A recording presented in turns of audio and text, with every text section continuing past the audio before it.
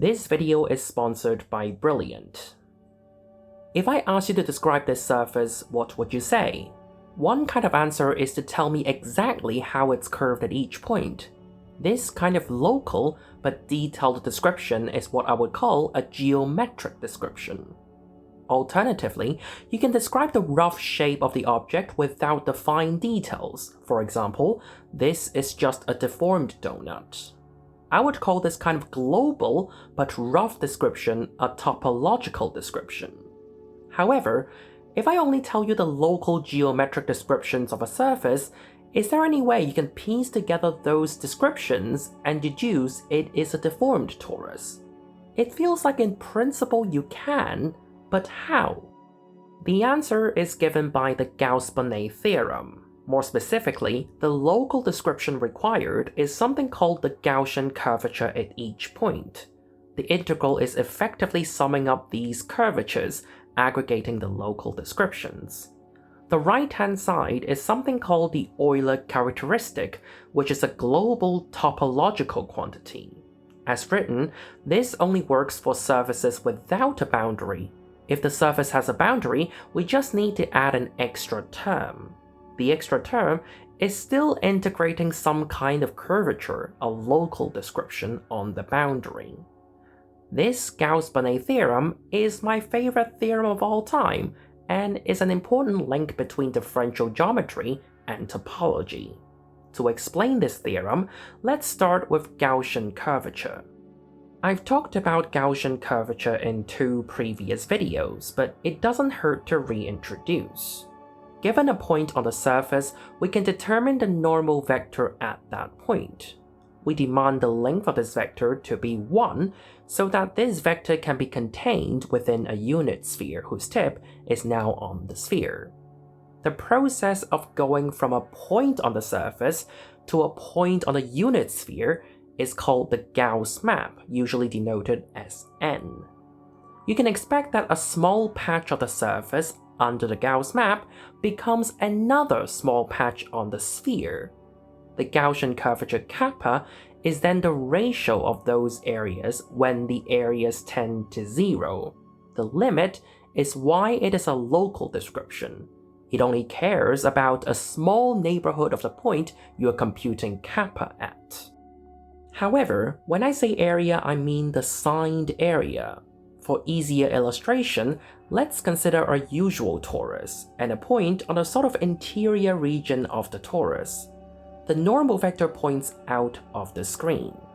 Now, if we nudge this location slightly to the right, the normal vector points to the left. So along the horizontal adjustment, the Gauss map flips directions. However, if we nudge this location upwards instead, the normal vector will point up. So along the vertical adjustment, the Gauss map keeps the direction. Only flipping in one direction flips the orientation. More specifically, if we consider a small region near this location on the torus, where I label the horizontal direction blue and the other white, the white line is on the left of blue. But once we apply the Gauss map, because it flips the blue direction but not the white one, now the white line is on the right of blue. At this location, the Gauss map flips orientation, and we consider the resulting area to be negative. So this brings us back to the Gaussian curvature. A more useful way to think about the ratio is that if we have an infinitesimal area element dA on the surface, then under the Gauss map, the area element on the sphere is kappa dA. If you can remember the formula from the Gauss-Bonnet theorem, you'll notice that kappa dA is exactly the thing we are trying to sum over. So the whole left-hand side is the total signed area of the surface under the Gauss map. This leads to a very crude intuition of Gauss-Bonnet theorem. Let's say we consider this integral on the torus.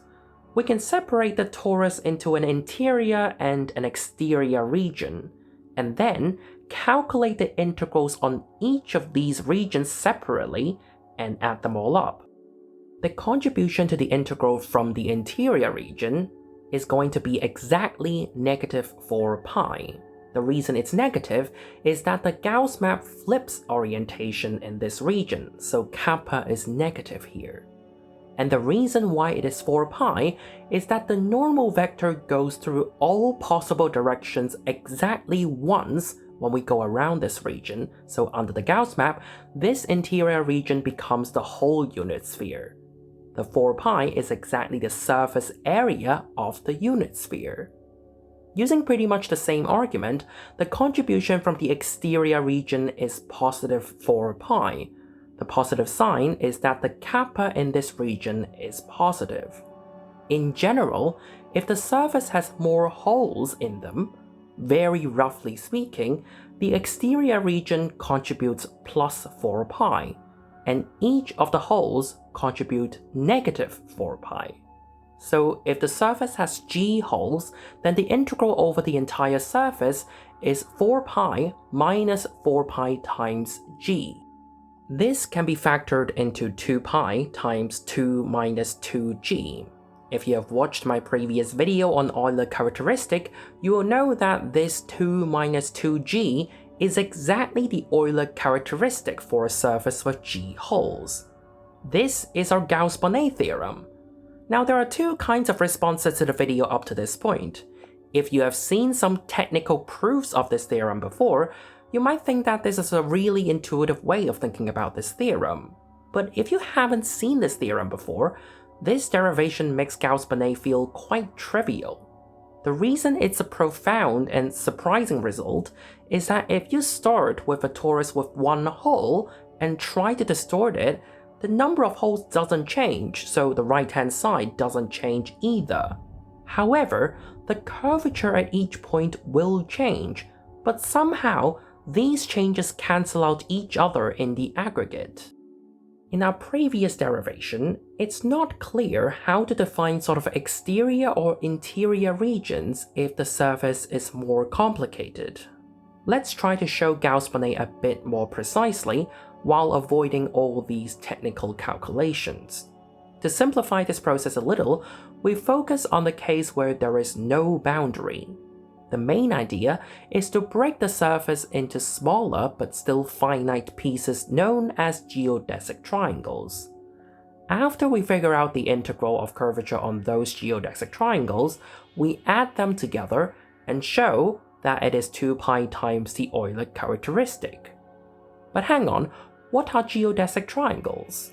To answer that and indeed go through the proof, we have to do these small steps. It might seem daunting, but each step is a small one. Let's first introduce some concepts which all stem from parallel transport. Start with a surface, and we want to transport a vector along a curve on the surface. This vector is originally tangent to the surface, and we want to keep this when we move along. However, if we just translate, the vector will leave the tangent plane. The remedy to this is to project vertically onto the new tangent plane. Another way of thinking about it is that during parallel transport, you accelerate into the surface. If you continuously accelerate into the surface so that it's always tangent, you are doing parallel transport. One thing about parallel transport is that if you parallel transport two vectors with an angle of theta between them, then this angle stays unchanged throughout the process. That's parallel transport, accelerating into the surface. Another concept is a geodesic, which is a kind of curve with a specific property. If you start off with a tangent vector to the curve, and the curve is a geodesic, then during parallel transport, the vector stays tangent to the curve.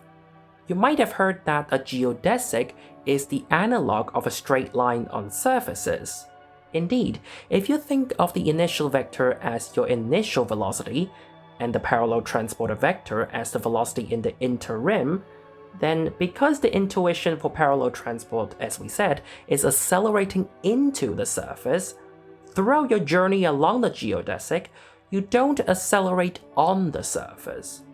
If you live on the surface, then because you don't accelerate on it, it looks like you are moving along a straight line.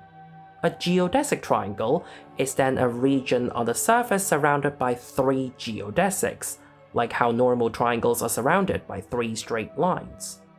But one thing that is certainly different from a plane is that if you parallel transport the vector around a closed loop, you might not get the same thing back. To illustrate this, let's denote the interior angles of the triangle to be alpha, beta, and gamma. We will start by parallel transporting along one of the sides. Because it's a geodesic, this vector will just go along with it. After parallel transport, the vector will still be tangent to the first side of the triangle. Then, we parallel transport along the second side.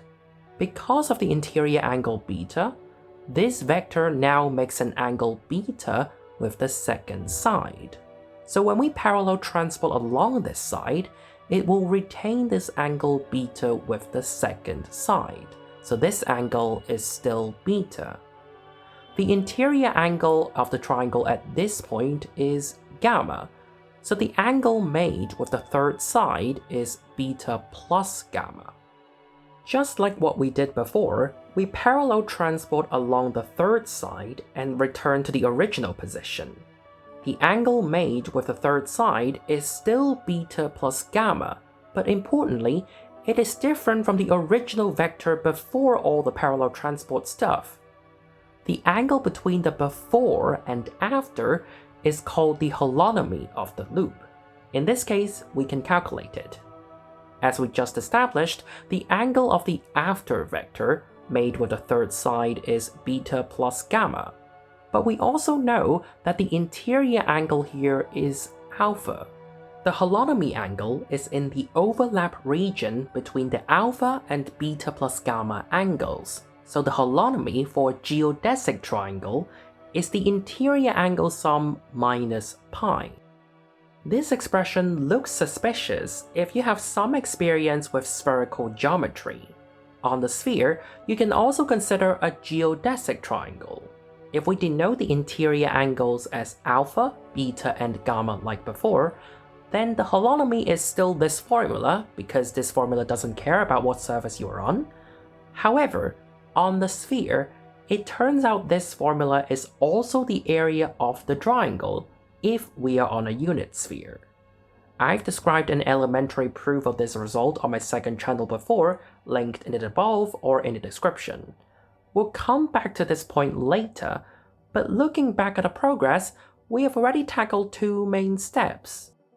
Parallel transport is basically accelerating the vector into the surface. Geodesics are analogs of straight lines on the surface, and holonomy is the difference between before and after parallel transporting around a loop. The 2 smaller results referred to here are respectively the holonomy around a geodesic triangle is the angle sum minus pi, and the area of a geodesic triangle on a unit sphere is also given by the same formula. We have 1 big result remaining before proving Gauss-Bonnet. Let's go back to parallel transport, but this time think also about the whole procedure under the Gauss map. The normal vector at the red dot is upwards, so under the Gauss map, the red dot becomes the north pole on the unit sphere. The tangent plane on the sphere is also horizontal, the same as on the surface, so this initial vector is also tangent to the sphere. Whatever vector you try to parallel transport on the surface, you can also try to do that on the unit sphere. When we parallel transport on the surface, the first step is to translate the vector for a small distance. Well, we can replicate that on a sphere pretty easily. The next step in parallel transport is to vertically project it down onto the new tangent plane. However, these 2 tangent planes are parallel because they are both perpendicular to the same normal vector. So the projection procedure will be identical. After all, the vectors are the same and the planes are parallel to each other. The whole parallel transport procedure exactly replicates under the Gauss map. More precisely, if you need to parallel transport a vector u along a curve gamma of t on the surface, you will generally get another vector v. If you parallel transport u on a unit sphere along the image of gamma under the Gauss map, you will also get the exact same vector v. Because the whole process of parallel transport is preserved under Gauss map, a geodesic triangle remains a geodesic triangle under the Gauss map. Similarly, the holonomy of a loop stays the same. Basically, any quantity defined by parallel transport remains unchanged. This is the big result I alluded to previously. Equipped with the two smaller results, we are ready to prove the Gauss-Bonnet theorem. Remember that the integral of kappa dA is the signed area on the sphere under the Gauss map. If we consider the integral over t a geodesic triangle, then the integral should return the signed area of n of t. From the results we just derived, n of t is itself a geodesic triangle on the unit sphere. The area of a geodesic triangle on the unit sphere is the holonomy around it. Again, this is a result we have talked about before. Going back, since Gauss map preserves parallel transport and hence holonomy, this equals holonomy of the original triangle T. In turn, this is equal to the angle sum minus pi. These alpha, beta, and gamma are the interior angles of the original triangle T. This result is sometimes known as the local Gauss-Bonnet theorem, but it isn't quite what we want because it's not integrating over the whole surface. Don't worry, we can divide the whole surface into geodesic triangles and sum those individual contributions. This will be our final step in proving the global Gauss-Bonnet theorem. Let's first denote V, E, and F as the number of vertices, edges, and faces in this triangulation. If we need to sum over these contributions, we can first look at the minus pi part. This part just contributes negative pi f because it should be negative pi times the number of triangles, which is f. What about summing over all interior angles? Another way to sum these is to look at each vertex. Each interior angle will be at exactly one vertex, and each vertex contributes 2 pi, so the subtotal in this part is 2 pi times v. You might have expected some v minus e plus f here. Well, remember that we are slicing the surface into triangles, so we have a relation between e and f. 3f refers to there being 3 edges per face, but if we count edges like that, then each edge will get double counted, so 3f equals 2e for a triangulation like this. Now that we have a relation between e and f, we can write this negative pi f as negative 3 pi f plus 2 pi f. This 3f can be rewritten into 2e, so the first term becomes negative 2 pi e. And this subtotal coming from negative pi can be rewritten as negative 2 pi e plus 2 pi f. The grand total is then 2 pi times v minus e plus f, which is 2 pi times the Euler characteristic. And that's the Gauss-Bonnet theorem. To get here, we have divided the whole surface into small geodesic triangles and summed those contributions together. And to obtain those individual contributions, we have learned a lot more about parallel transport, geodesics, and holonomy, all of which are very important concepts in differential geometry. And we haven't done any technical calculations at any point. But it doesn't end here, and we can generalize a lot. For starters, if the surface has a boundary, we just add an extra term. Once you have the intuition for geodesic curvature, the argument in this video makes it obvious why this term is added. I've made a second channel video for this. Other generalizations tackle the dimension of M. The way we usually generalize Euler characteristic makes it vanish in odd dimensions, so it isn't too interesting in 3D, but in 4D, there is a generalization. G here is still some kind of curvature, though a bit less obvious than the two-dimensional one. Because this is for 4 dimensions, and our space-time is also 3 plus 1 dimensional, you can expect it has something to do with physics. This theorem in 4D inspires a modified version of general relativity known as Gauss-Bonnet gravity. Even more generally, in even-dimensional manifolds, we have the Chern-Gauss-Bonnet theorem. If you are not too keen on higher dimensional stuff, Gauss-Bonnet theorem still provides a good consistency check in 3D graphics. Just like Gauss-Bonnet provides an important link between differential geometry and topology, Brilliant provides a link between theory and practice because Brilliant helps you learn by practicing, with thousands of interactive lessons in maths, data analysis, and programming. Instead of passively watching videos like what you're doing right now, each lesson in Brilliant is filled with interactive elements for you to play around with and explore. All content here is curated by award-winning researchers and professionals, and some courses, like the quantum computing course, are even made in collaboration with Microsoft and Google. The data science courses at Brilliant use real-world data, for example, data from Airbnb, to help you gain experience in handling and visualizing large amounts of data. To try everything Brilliant has to offer for free for a full 30 days, visit brilliant.org/mathemaniac or scan the QR code on screen, or you can click on the link in the description. You will also get 20% off an annual premium subscription. As always, thanks for the patrons, and don't forget to subscribe with notifications on, and I will see you next time. Bye!